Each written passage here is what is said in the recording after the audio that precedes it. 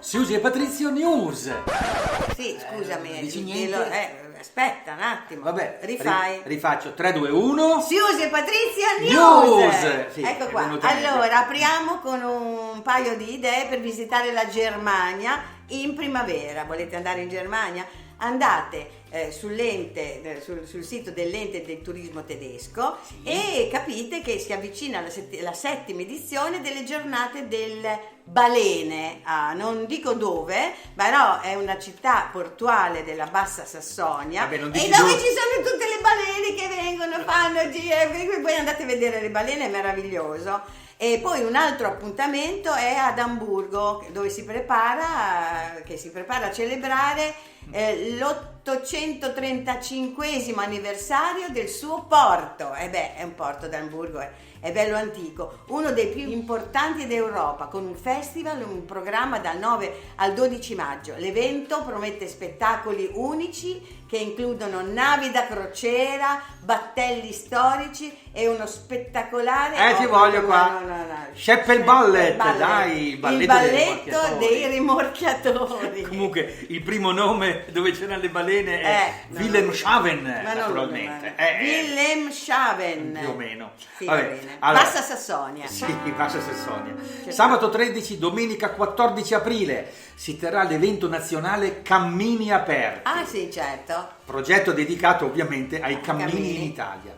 È organizzato in collaborazione con il Ministero del Turismo, l'Enit e tutte le regioni italiane. 42 cammini in tutta la penisola. Ovviamente stiamo parlando di turismo lento. I valori di questa iniziativa sono l'accessibilità, l'inclusione, e coinvolgono anche il Club Alpino Italiano, e FISH, che non c'entra niente con il pesce, ma è la Federazione Italiana Superamento dell'Handicap. Ah, addirittura. Esatto. Bellissimo. Vabbè, ovviamente durante i cammini ci sono quindi momenti cammini per tutti, proprio per tutti. Assolutamente bellissimo. Sì, con momenti di intrattenimento, degustazioni, eccetera, eccetera.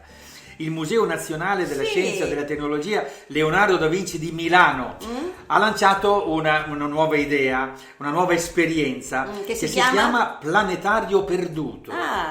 È un gioco, è un'avventura escape magari. Escape game.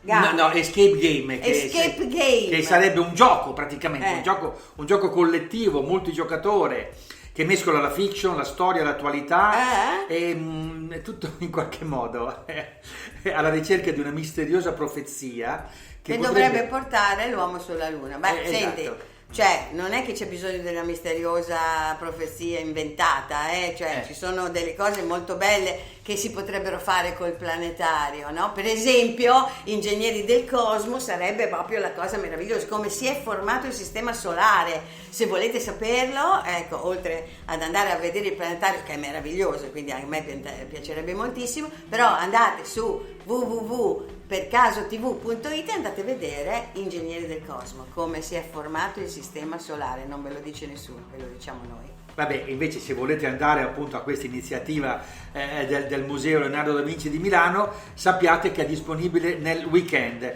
e volendo potete preacquistare il gioco in esclusiva su Fever, si scrive Fever. In Estonia ha già iniziato il Festival di Tartu, capitale europeo della cultura, è la città della mia amica Ulle Tode, e quindi insomma ne so qualcosa perché poi sono andata in Estonia, partono le immagini dell'Estonia. Allora, però è molto particolare e bizzarro. Non so se questi estoni si sono inventati una cosa assurda, che prevede appunto 1000 eventi, di cui mostre, festival, eccetera. Vabbè, questo lo sappiamo, ma poi ci sono delle attività insolite, tipo una mostra d'arte con adesivi, esposizioni d'arte dedicate ai neonati, insomma. E poi non finisce qui, ci sarà anche il festival in cui tutti limonano durante il concerto. No, ma dai! Sì, seguito da un corso per imparare a dare il primo bacio. È una meraviglia! Sì, l'intenzione è attirare 1 milione di visitatori da tutta Europa, trasformando Tartu in un polo culturale vibrante e innovativo, e sostenendo un messaggio naturalmente di pace, certo, eccetera, generale, eccetera. Vabbè, la notizia l'abbiamo presa da Artribune, ecco qua. Vabbè, andiamo avanti con un appello molto importante. Suggeriteci voi degli eventi, delle notizie da dare. Allora, ecco, andate sul nostro gruppo di Faccia Libro, normalmente si dice Facebook, di Turisti per Caso Slow Tour.